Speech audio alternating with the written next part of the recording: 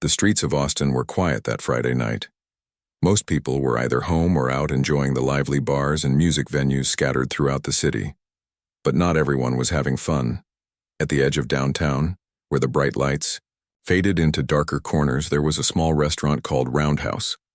It wasn't just any restaurant, it belonged to none other than Chuck Norris. Yes, the Chuck Norris, the legendary martial artist, actor, and all-around tough guy who had become a household name over the years. Tonight, though, Chuck wasn't here to sign autographs or pose for selfies with fans. He wanted peace and quiet. After weeks of non-stop work promoting his latest projects, he needed a break. Slipping through the back door of Roundhouse, he made sure no one saw him enter. He didn't even tell his staff he'd be stopping by. This was his place, after all, a sanctuary where he could relax without the world watching. As soon as he stepped inside, the familiar smell of spices and grilled meat greeted him. It was comforting, like stepping into an old friend's house. The kitchen was tidy, everything put away neatly since the last shift ended hours ago. The dining area beyond was dark, tables cleared, and chairs stacked neatly against the walls. Everything seemed normal, or so he thought at first glance. But something felt off. Chuck couldn't quite put his finger on it, but the air was colder than usual. Maybe the thermostat was acting up, or maybe it was just his imagination playing tricks on him. Either way, he decided to check things out before heading upstairs to his private office. He moved quietly, his boots making barely a sound on the tiled floor. His eyes scanned the room, taking in every detail. Nothing seemed out of place. No broken windows, no signs of forced entry. Yet the feeling persisted, gnawing at the edges of his mind. Then, as he passed near the large industrial freezer tucked away in the corner of the kitchen, he heard it. A faint cry, so soft that if he hadn't been paying attention, he might have missed it entirely. At first, Chuck thought it was his imagination again. Freezers weren't exactly known for making noise unless they were malfunctioning. But when the sound came, again, a weak, muffled plea for help, he knew it was real. Someone was inside. His heart skipped a beat, but he didn't panic. Instead, he approached the freezer slowly, his senses on high alert. Reaching out, he grabbed the handle and pulled the heavy metal door open. Cold air rushed out, fogging up the space between him and whatever lay inside. And then he saw her. A young woman sat huddled on the floor, shivering uncontrollably. Her hair was messy, strands sticking to her face from sweat, despite the freezing temperature. She wore the uniform of one of his waitstaff, a black shirt with the Roundhouse logo embroidered on the chest, and her name tag read Laya. Her eyes widened in shock when she saw him standing there, silhouetted against the dim light of the kitchen. "Please," she whispered hoarsely, her voice cracking. "Help me." Without hesitation, Chuck reached down and helped her up. She was trembling violently, her body struggling to cope with the sudden drop in temperature. Grabbing a thick blanket from the nearby supply closet, he wrapped it around her shoulders and guided her out of the freezer. Once she was seated on a stool near the prep counter, he turned on the overhead lights to get a better look at her. Her lips were blue, and her skin was pale, but otherwise she appeared unharmed. Still, her eyes darted around nervously, as if expecting someone or something to burst in at any moment. Chuck knelt beside her, speaking in a calm, steady voice. "It's okay," he said. "You're safe now. Can you tell me what happened?" Lila nodded weakly, trying to catch her breath. It took her a few moments to gather herself, but eventually she began to speak. Her words came out haltingly, each sentence punctuated by deep, shaky breaths. "I was closing up tonight," she started. Everyone else had already left. I was doing the last inventory check in the walk-in fridge when these men came in. Chuck frowned. "What men?" "They were wearing masks," Lila continued. "I didn't recognize them. They came straight toward me, asking about some kind of package. I told them I didn't know what they were talking about, but they didn't believe me. One of them pushed me into the freezer and locked the door." She paused, tears welling up in her eyes. "I've been in there for hours. I don't know how long exactly. I thought I was going to die." Chuck placed a reassuring hand on her shoulder. "You're going to be fine," he said firmly. "We'll figure this out together." But even as he spoke, his mind raced. Who were these men? What did they want? And why would they target his restaurant? None of it made sense. Whatever the reason, one thing was clear. This wasn't just a random break-in. There was more to this story, and Chuck intended to find out what it was. For now, though, his priority was keeping Lila safe. He fetched her a cup of hot tea from the coffee machine and stayed close while she sipped it, her hands still shaking. As she warmed up, she began to regain some color in her cheeks, but the fear in her eyes remained, a stark reminder that whoever had done this might still be out there. Chuck glanced back at the freezer, its door still wide open. Something about it nagged at him, urging him to investigate further. Whatever those men had been searching for, it had to be important enough to risk breaking into his restaurant and locking an innocent person inside. He couldn't shake the feeling that the answers lay hidden somewhere within those icy walls. Taking a deep breath, Chuck stood up. "Stay here," he told Lila. "I'm going to take a closer look." She nodded, clutching the blanket tighter around herself. "Be careful," she murmured. With that, Chuck stepped back into the freezer. The cold hit him like a wall, but he ignored it, focusing instead on the task at hand. His sharp eyes scanned the shelves, searching for anything unusual. At first glance, everything seemed normal. Boxes of frozen vegetables, bags of ice, trays of pre-prepared meals. But then, tucked away behind a stack of frozen fish fillets, he noticed something odd. A small compartment, cleverly concealed behind a false panel. Whoever had built it had gone to great lengths to ensure it blended in with the rest of the freezer. Reaching out, Chuck pried it open carefully. Inside, nestled among layers of foam padding, was a metallic briefcase. Its surface was scratched and dented as if it had seen better days. This was no ordinary briefcase. Whoever had gone to such lengths to hide it clearly didn't want it falling into the wrong hands. And judging by the lengths those masked intruders had gone to, it was worth protecting. Chuck stared at the case for a long moment, weighing his options. Whatever secrets it held, they were bound to be dangerous. But one thing was certain. He couldn't leave it here, not after what had already happened tonight. Just as he was about to pick it up, a sound echoed through the restaurant, a faint creak, followed by the unmistakable click of footsteps. Someone was here. Chuck froze, his fingers tightening around the metallic briefcase. His instincts kicked in immediately, years of martial arts training and real-world experience sharpening his focus. He didn't need to see who was coming to know trouble had arrived. Slowly, he set the briefcase down on the floor inside the freezer, ensuring it stayed hidden from view. If these intruders were looking for it, he wasn't about to make their job easy. The footsteps grew louder, echoing off the tiled floor and stainless steel surfaces of the kitchen. Peering through the gap between the freezer door and its frame, Chuck caught sight of 3 figures slipping into the room. They wore dark clothes and ski masks, their faces obscured except for their eyes, cold, calculating, and scanning the area like predators hunting prey. One of them carried a flashlight, its beam cutting through the dimness as they moved closer. Behind Chuck, Lila sat trembling on her stool, clutching the blanket tightly around herself. She hadn't seen the intruders yet, but she could sense the tension radiating from Chuck. Her breath hitched when she heard the unmistakable click of a gun being cocked. Fear gripped her chest, making it hard to breathe. "Stay quiet," Chuck whispered over his shoulder without turning around. His voice was calm but firm, carrying an authority that demanded obedience. Lila nodded silently, pressing herself further into the shadows near the prep counter. She prayed they wouldn't notice her.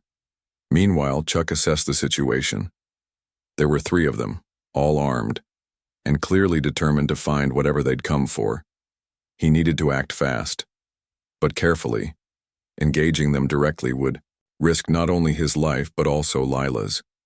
On the other hand, letting them search freely might lead to disaster if they found the briefcase. Whatever secrets it contained, they were dangerous enough to kill for. One of the intruders spoke up, his voice low and gravelly. "Spread out. Check every corner." The others nodded, splitting off to search different parts of the kitchen.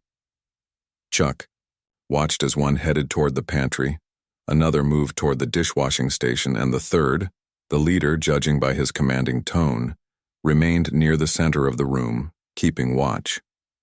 None of them had noticed the freezer yet, but it was only a matter of time. Chuck knew he couldn't wait any longer. Moving silently, he eased the freezer door almost completely shut, leaving just a sliver of space so he could observe what happened next. Then, crouching low, he positioned himself behind a stack of crates stacked against the wall. From this vantage point, he could keep an eye on the intruders while staying mostly concealed. As the minutes ticked by, the tension in the air grew palpable. The intruder searching the pantry yanked open cupboards and tossed items onto the floor, growling in frustration when he found nothing useful. The second man rummaged through drawers and cabinets near the sink, his movements hurried and aggressive. Meanwhile, the leader paced back and forth, occasionally barking orders or checking his phone. Lila tried to stay as still as possible, her heart pounding in her ears. Every creak of the floorboards or clatter of dishes made her flinch, convinced they'd discover her hiding spot. But somehow, miraculously, none of them looked in her direction.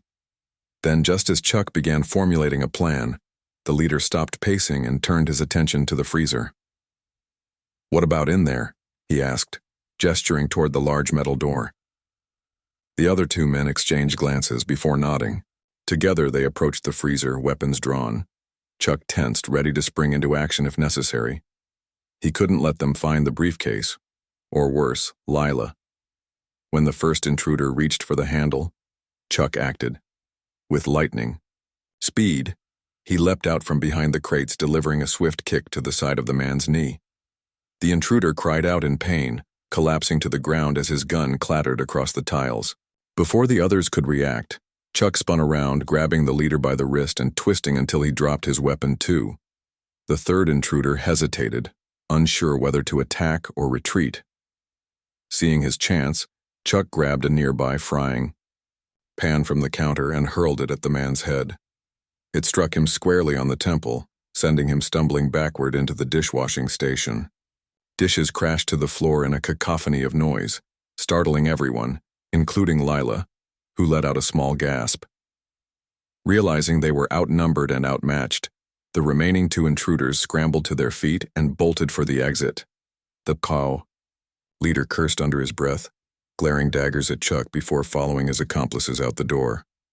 Within seconds, they were gone, leaving behind only chaos and unanswered questions. For a moment, silence fell over the kitchen. Chuck stood, motionless, listening intently to ensure no one else was lurking nearby. When he was satisfied the coast was clear, he turned to check on Lila. She was pale but unharmed, her wide eyes fixed on him in awe. "Are you okay?" he asked gently, kneeling beside her.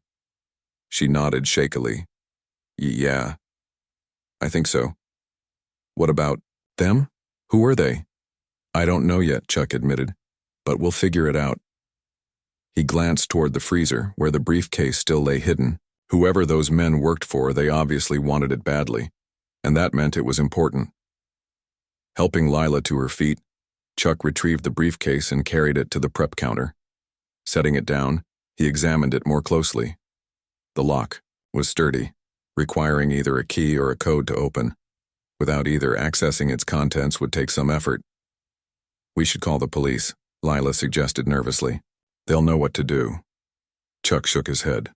"Not yet. Not until we understand what we're dealing with. Calling attention to this too soon could put us both in even more danger." Though reluctant, Lila understood his reasoning.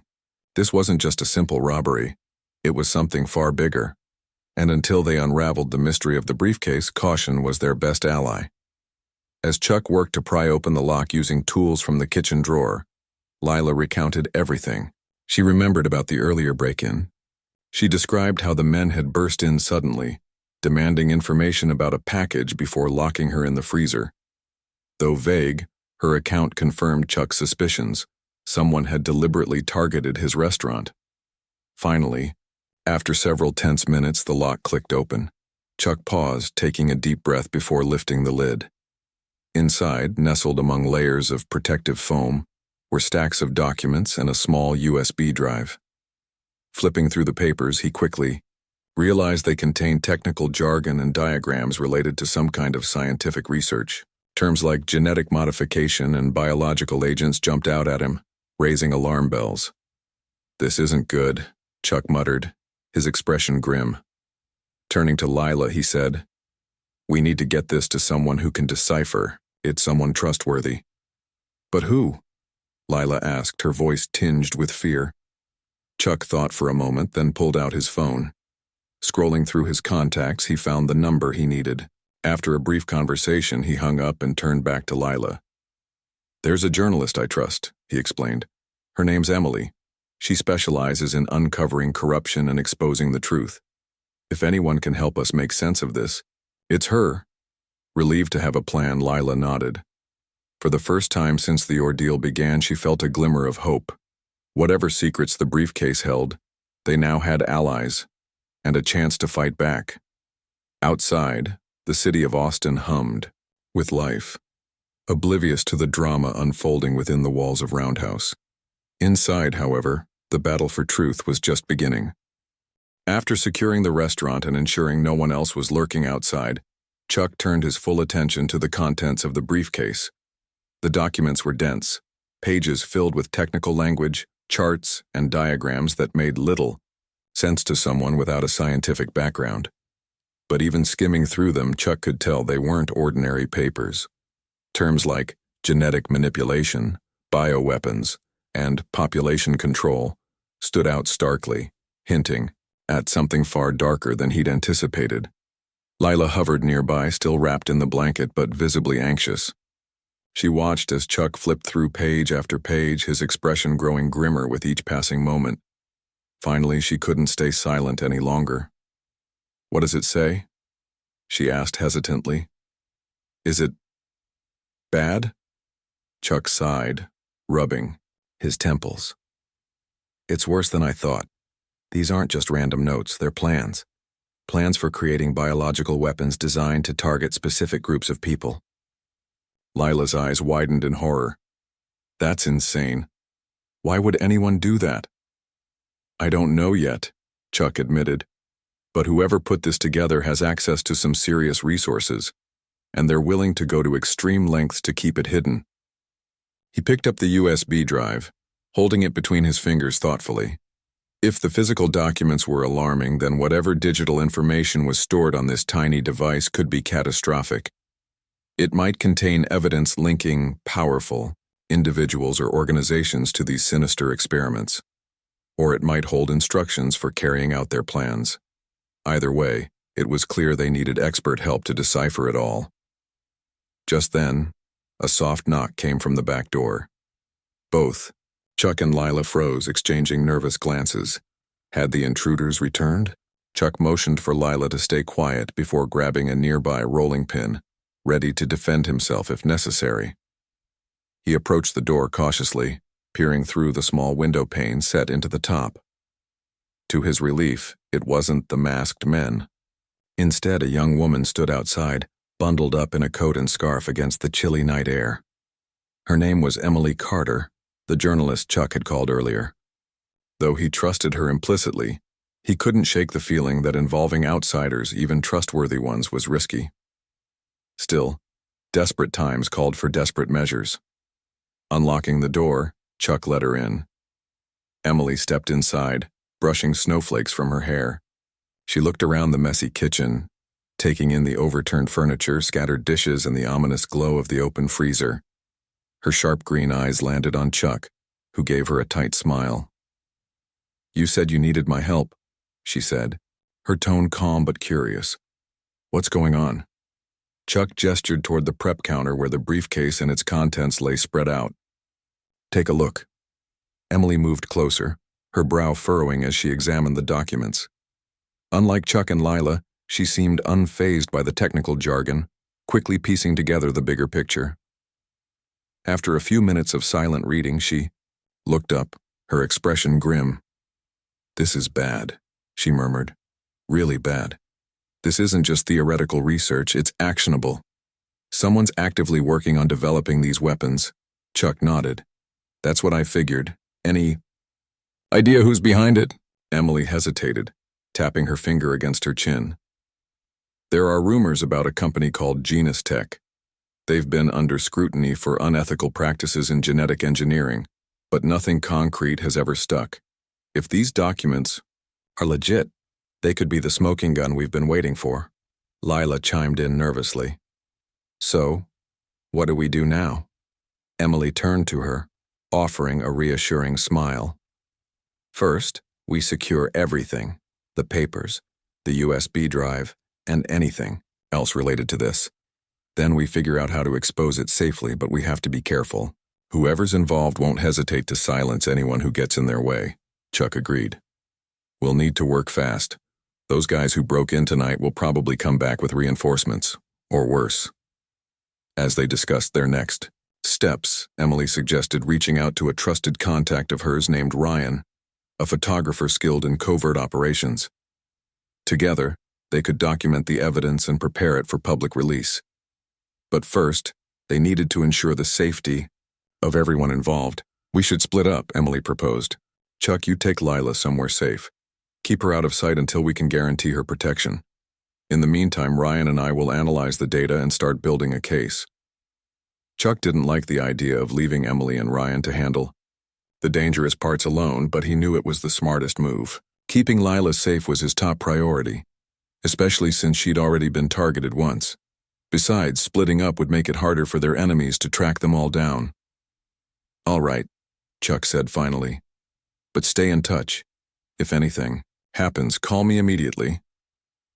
With that settled, they got to work.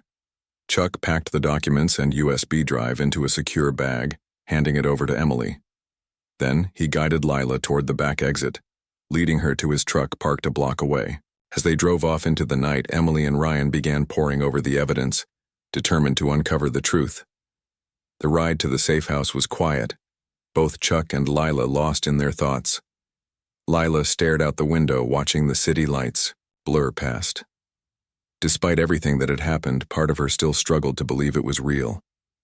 Biological weapons? Secret corporations? It sounded like something out of a movie, not her life. Chuck noticed her unease and reached over to pat her hand gently. You're doing great, he assured her. I know this is scary, but we're going to get through it. Just stick with me, okay? She managed a weak smile. Okay. Their destination was a small cabin nestled deep in the woods, miles away from prying eyes. Chuck had bought it years ago as a retreat, a place to escape the chaos of fame and focus on simpler things.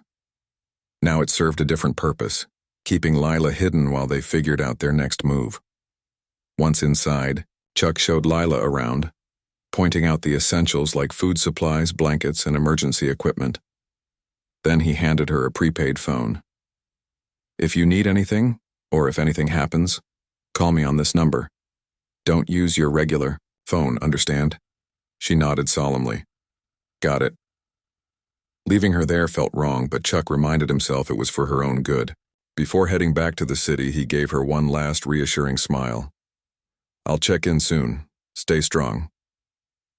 As he drove away, Lila sank onto the couch, clutching the blanket tightly around herself. For the first time since the ordeal began, she allowed herself to cry. Everything felt so overwhelming. Her kidnapping, the mysterious briefcase, the shadowy figures trying to kill them. She didn't know how much more she could take. But even amidst the fear, a spark of determination ignited within her. Whatever secrets those documents held, they were worth fighting for. And with Chuck Norris on her side, maybe, just maybe, they stood a chance. Back in Austin, Emily and Ryan worked tirelessly through the night, analyzing the data and piecing together the puzzle. Each new revelation only deepened their resolve. By morning, they had compiled enough evidence to blow the lid off Genus Tech's operations. But exposing the truth wouldn't be easy. Powerful people were involved, and they wouldn't go down without a fight. As dawn broke over the horizon, Chuck received a text from Emily. We've got enough to act. Meet us at the diner downtown. Be careful. Chuck read the message twice, his jaw tightening. The hardest part was still ahead, but he was ready. Grabbing his keys, he headed back toward the city, prepared to face whatever came next. Whatever the cost, the truth had to come out. The diner was quiet when Chuck arrived, the kind of calm that comes just before the daily rush begins. He spotted Emily and Ryan immediately, seated at a corner booth near the back. Their table was covered in documents, laptops, and half-empty coffee mugs, evidence of their long night spent digging into the mysterious files. As Chuck approached, Emily looked up and gave him a small nod, her face tense but focused. "Thanks for coming," she said, as he slid into the booth beside her. "We've got some answers, but they're not pretty." Chuck leaned forward, resting his elbows on the table. "Tell me everything." Emily opened her laptop, turning it so everyone could see the screen. On it were diagrams, charts, and lines of text detailing what appeared to be a horrifying plan. She pointed to one section labeled Project Genesis. "This is the name of the operation," she explained. Genistech has been developing biological agents designed to target specific populations based on genetic markers. Essentially, they've figured out how to create diseases or even cures that only affect certain groups of people. Ryan chimed in, his voice low and urgent. "It's like a weaponized version of gene editing. They can use it to wipe out entire communities or control them. And based on these emails we found on the USB drive, they've already started testing it." Chuck's fists clenched involuntarily. "Where are they doing this?" "That's the tricky part," Emily replied. "Most of the research seems to have taken place overseas in countries where oversight is minimal. But there are indications they've set up labs here in the US too, hidden under the guise of legitimate pharmaceutical companies." Lila's kidnapping suddenly made more sense. Whoever had locked her in the freezer wasn't just looking for random information. They were after proof of Genistech's illegal activities. And now that Chuck and his team had uncovered it, they were all in grave danger. "What about the men who broke into the restaurant?" Chuck asked. "Did you find anything connecting them to Genistech?" Emily nodded grimly.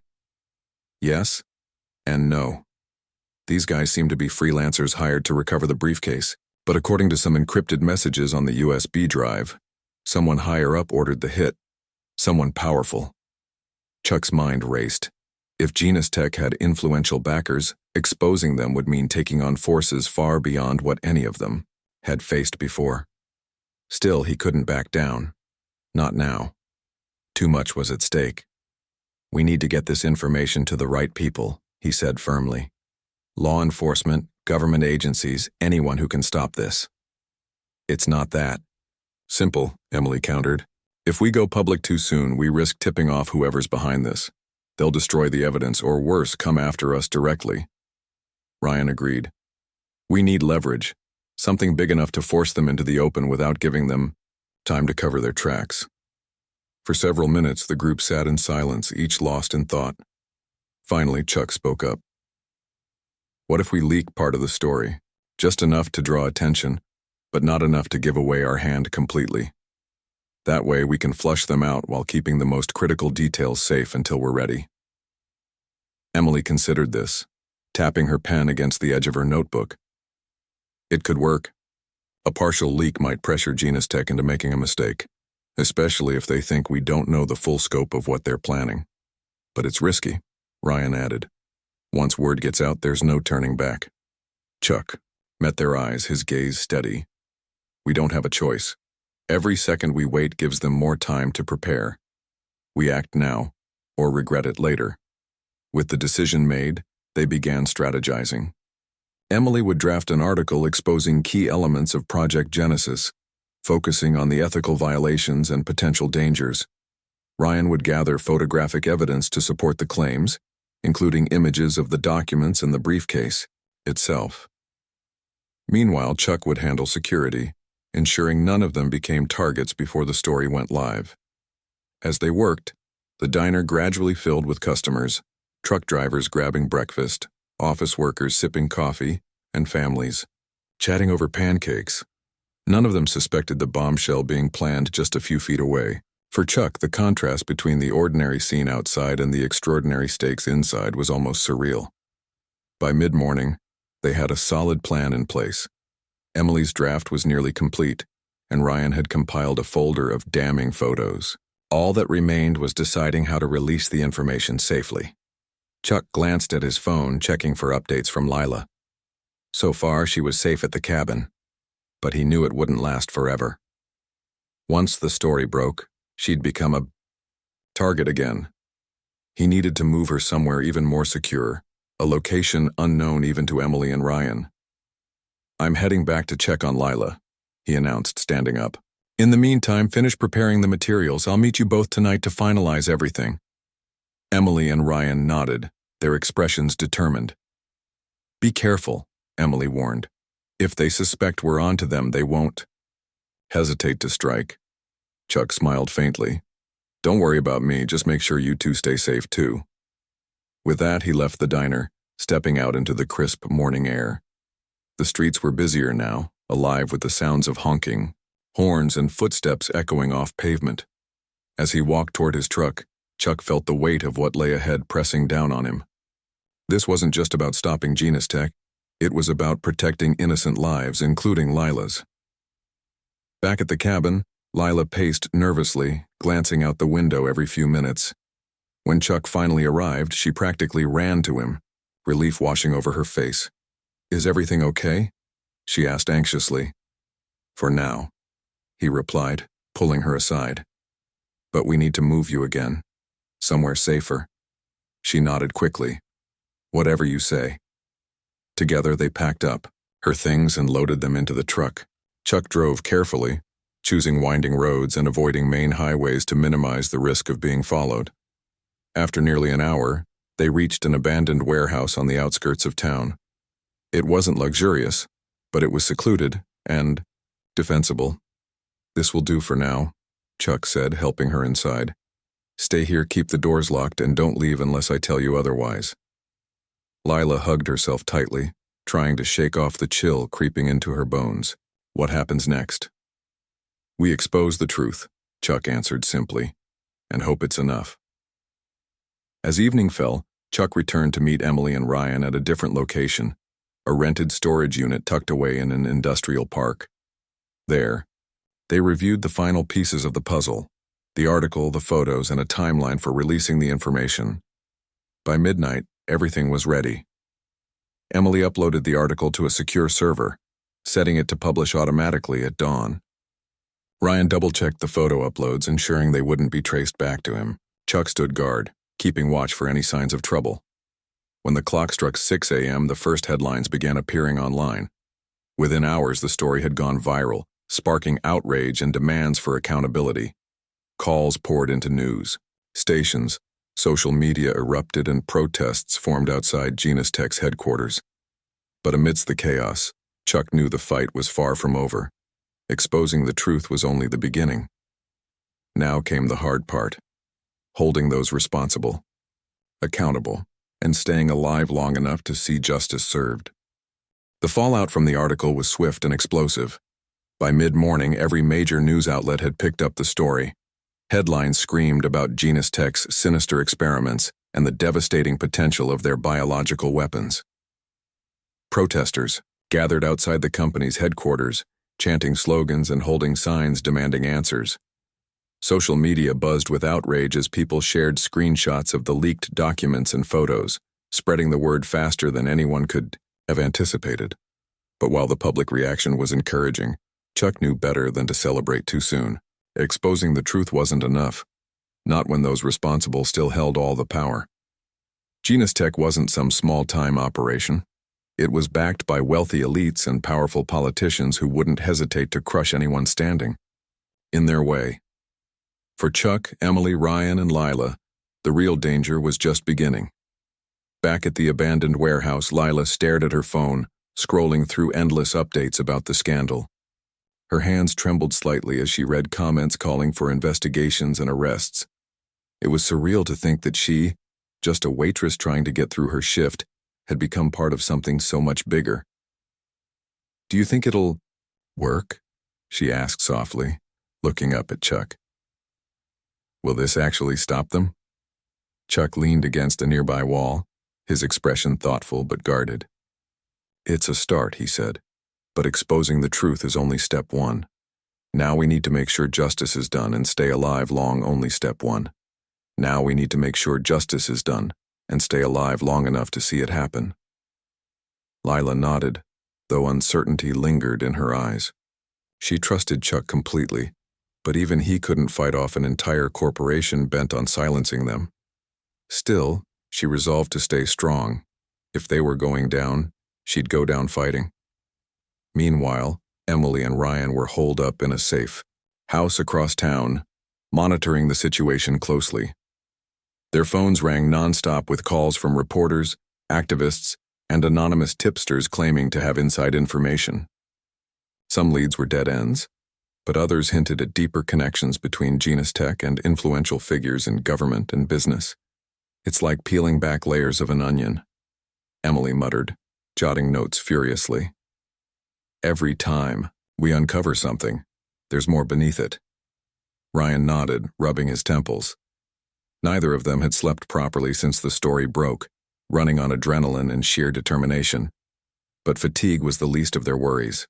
Both knew they were being watched, their every move scrutinized by enemies lurking just out of sight. We need to keep moving, Ryan said finally. Staying in one place for too long makes us sitting ducks, Emily agreed, packing up their gear. Let's head to the next location. We can regroup and decide our next move from there. As they prepared to leave, Emily glanced at her laptop one last time, checking for any new developments. That's when she saw it. A breaking news alert flashing across the screen. Authorities had raided one of Genus Tech's facilities overseas, seizing equipment and documents related to Project Genesis. Dozens of employees were arrested, including several high-ranking executives. For a moment, hope flickered in her chest. Maybe, just maybe, they'd struck a blow hard enough to cripple the operation. But then reality set in. This was just one lab. Genus Tech's reach extended far beyond a single facility. And if history taught them anything, it was that corporations, like this, always had backup plans. At the warehouse, Chuck received a text from Emily updating him on the raid. He read it aloud to Lila, who listened intently. While the news was encouraging, neither of them let their guard down. They both knew retaliation would come, and soon. Sure enough, later that night, the first sign of trouble arrived. A black SUV pulled up outside the warehouse, its headlights cutting through the darkness. Chuck immediately ushered Lila into a hidden alcove behind some crates, ensuring she stayed out of sight. Then, grabbing a metal pipe for defense, he positioned himself near the entrance, ready to face whatever came next. The door creaked open slowly, revealing 2 men in dark suits. They weren't wearing masks this time, which told Chuck they didn't expect resistance or cared little if they were recognized. One of them stepped forward, his voice cold and clipped. "Where's the girl?" he demanded. Chuck didn't respond. Instead, he lunged forward, swinging the pipe with precision. The first man crumpled to the ground, clutching his stomach. The second hesitated, reaching for a gun tucked into his belt. But before he could draw it, Chuck disarmed him with ease, sending the weapon skittering across the floor. "You're wasting your time," Chuck growled, standing over them. "She's not here." The uninjured man glared at him, spitting blood onto the floor. "This isn't over. You'll regret crossing us." With that, the 2 men retreated, dragging their injured comrade back to the SUV. Moments later, the vehicle sped off into the night, leaving Chuck alone once again. When he returned to Lila, she was pale but unharmed. "Are you okay?" he asked gently. "I'm fine," she whispered, though her voice shook. "But what do we do now? They'll keep coming." Chuck sighed, running a hand through his hair. "We keep fighting. We don't have a choice." He called Emily and Ryan, filling them in on the attack. Together, they decided it was time to escalate their efforts. Using the evidence they'd gathered, they drafted a formal complaint to federal agencies, detailing everything they knew about Genus Tech's operations. They also reached out to whistleblowers within the company, offering protection in exchange for testimony. Over the next few days, the pressure mounted. More raids were conducted, more arrests made. Public outrage grew louder, forcing lawmakers to take action. Congressional hearings were scheduled, and subpoenas issued to top officials at Genus Tech. For the first time, it seemed like justice might actually prevail. But Chuck remained cautious. He knew how these games were played. Even if Genus Tech fell, its backers would find ways to distance themselves or bury the truth under mountains of legal red tape. The fight wasn't just about exposing wrongdoing, it was about holding individuals accountable, no matter how powerful they were. One evening, as Chuck sat with Lila in the warehouse, Emily called with urgent news. "We've got a lead on someone high up," she said excitedly. "A former scientist who claims to have proof tying Genus Tech to several prominent politicians. If we can get him to testify, it could bring the whole operation crashing down." Chuck felt a spark of hope ignite within him. "Where is he?" "He's willing to meet. But it has to be tonight. Alone." Chuck hesitated. Walking into a meeting like this was risky, especially without backup. But they were running out of options. "I'll go," he said finally. "Send me the details." After ending the call, he turned to Lila. "I need you to stay here and keep low. I'll be back as soon as I can." She grabbed his arm, her eyes wide with fear. "Please be careful." He gave her a reassuring smile. "Always." The meeting took place in a deserted parking garage on the outskirts of the city. Chuck arrived early, scanning the area for signs of trouble. When the scientist finally appeared, a nervous-looking man in his 50s, he wasted no time getting to the point. "Want immunity," the man said, clutching a folder tightly. "In exchange, I'll give you everything." Chuck nodded. "You'll get it, but you need to trust me." Reluctantly, the scientist handed over the folder. Inside were documents linking Genus Tech to a shadowy network of politicians and billionaires, funding their research. It was the smoking gun they'd been searching for. As Chuck thanked the man and prepared to leave, headlights suddenly flooded the garage. Multiple cars surrounded them, blocking all exits. Armed men poured out, their weapons trained on Chuck. "Drop the folder," one of them ordered. Chuck hesitated, his mind racing. Then, with a deep breath, he tightened his grip on the folder and prepared to fight. Chuck's heart pounded as he assessed the situation. He was outnumbered, outgunned, and cornered in a parking garage with no clear escape route. But fear wasn't something Chuck Norris let control him. Not now, not ever. His grip tightened on the folder, his knuckles white against the dim light of the headlights. These men wanted what he had, the evidence that could bring down Genus Tech and everyone involved. And they weren't about to leave empty-handed. "Drop it," one of the armed men repeated, his voice low and menacing. "Or we'll take it from you." Chuck didn't respond. Instead, he shifted his weight slightly, positioning himself for action. Years of martial arts training had taught him how to read people and situations. These men were professionals, but they weren't invincible. If he acted fast and smart, he might just stand a chance. The leader stepped forward, his gun aimed squarely at Chuck's chest. "You're making a mistake," he warned. "We don't want to hurt you, just hand over the folder." Chuck's jaw tightened. "If you wanted a peaceful resolution, you wouldn't have brought guns." Without warning, he lunged sideways, using a nearby car as cover. Bullets ricocheted off the metal, sparks flying into the air. The sound echoed through the garage like thunder, startling the armed men momentarily. Seizing the opportunity, Chuck kicked open the driver's side door of the nearest vehicle and yanked the man closest to him inside. A swift elbow strike rendered the assailant unconscious before he could react. From there, the fight became a blur of motion. Chuck moved with precision, disarming another attacker with a well-placed kick and using the momentum to snatch a pistol from the ground. Though he hated violence, survival demanded it tonight. With each passing second, the odds began to shift in his favor. By the time reinforcements arrived, triggered by Emily, who had been monitoring Chuck's location remotely via GPS, the remaining attackers were either incapacitated or fleeing into the night. Police officers swarmed the area, securing the scene and ensuring no further threats remained. Breathing heavily, Chuck handed the folder over to the lead officer, a stern-faced woman named Detective Morales. "This contains everything you need to shut down Genus Tech," he said firmly. "But be careful. They've got powerful allies. Don't let anyone bury this." Detective Morales nodded, her expression unreadable. "We'll handle it, but you should know. You've made some dangerous enemies tonight." Chuck smiled faintly. "I'm used to it." Back at the warehouse, Lila watched anxiously as Chuck returned, escorted by police cars with flashing lights. When she saw him step out unharmed, relief washed over her like a tidal wave. She ran to him, throwing her arms around his neck without thinking. "You're okay," she exclaimed, tears streaming down her face. Chuck hugged her back gently. "I told you I'd come back." Over the next few days, the investigation intensified. With the new evidence provided by Chuck and the testimony of the whistleblower scientist, authorities launched a full-scale crackdown on Genus Tech. Raids uncovered more labs, more documents, and more proof of illegal activities. High-profile arrests followed, shaking the foundations of power structures across the country. Public outrage reached a fever pitch, forcing lawmakers to act decisively.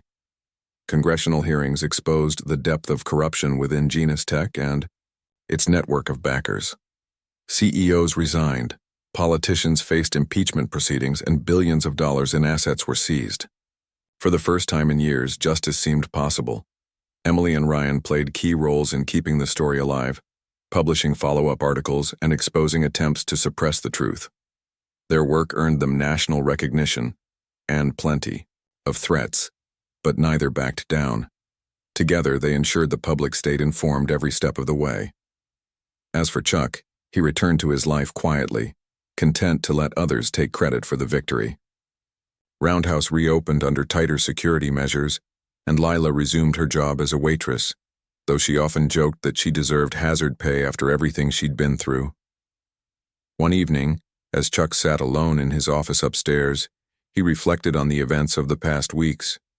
It had been a whirlwind, a battle fought not just with fists but with courage, determination, and teamwork. Ordinary people like Lila, Emily, and Ryan had risen to the occasion, proving that heroism wasn't limited to legends like him.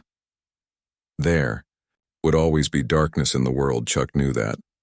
But there would also always be light, people willing to stand up and fight for what was right, no matter the cost. He smiled to himself, leaning back in his chair. Whatever came next, he'd be ready. After all, Chuck Norris didn't believe in endings, only beginnings.